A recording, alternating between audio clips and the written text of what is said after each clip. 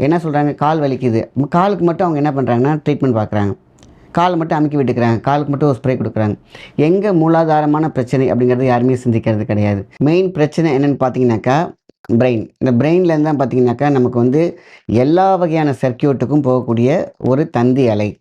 Brain வீக்கா இருந்துச்சாலோ, இல்ல மனசு வீக்கா இருந்தாலோ பார்த்தீங்கன்னா, இந்த மாரி பிரச்சனை வரும். ரொம்ப மனசு வீக்கா இருக்கு அப்படின்னா தான் பார்த்தீங்கன்னா, பிரெயின் வீக் ஆகும். பிரெயின்ல வந்து பார்த்தீங்கன்னா, ஸ்ட்ரெஸ் லெவல கம்மி பண்ணாலே பார்த்தீங்கன்னாக்கா, நரம்பு பலப்படும். கை, கால் வலி சார் பிரெயினுக்கும் கை, கால் வலி நம்ம ஸ்ட்ரென்த் இல்லாம தானே உங்களுக்கு இந்த பிரச்சனைலாம் வருது அப்படின்னு சொல்லுவாங்க. ஸ்ட்ரென்த் எங்கேருந்து வருது? இந்த உடம்புக்கு, எல்லா நரம்புகளுக்கும், தசைநார்களுக்கும் மிகப்பெரிய ஒரு சக்தி குடுக்கறதே பிரெயின். ஸோ, இந்த பிரெயின வளப்படுத்திக்கிட்டோம்னாலே போதும், உடல் பலமாக்கிவிடும். எல்லாருமே பார்த்தீங்கன்னா, குழந்தைங்க ஸ்போர்ட்ஸ் பிளேயர்ஸா இருக்கட்டும், குழந்தைங்கலாம் பார்த்தீங்கன்னா, நைட்டு எப்பா கால் அமுக்கி விடுங்க. சின்ன வயசுல ஒரு 7 வயசு பையன் சொல்றான், "கால் அமுக்கி விடுங்க. இந்த கெண்ட கால் எனக்கு வலிக்குது." அப்படின்னு சொல்லிட்டு ஒரு ஒரு தலவாணி இப்பயே வைக்க சொல்றாங்க. இப்பயே நல்லா கால் அமுக்கி விட சொல்றாங்க. காரணம் வீக்னஸ்.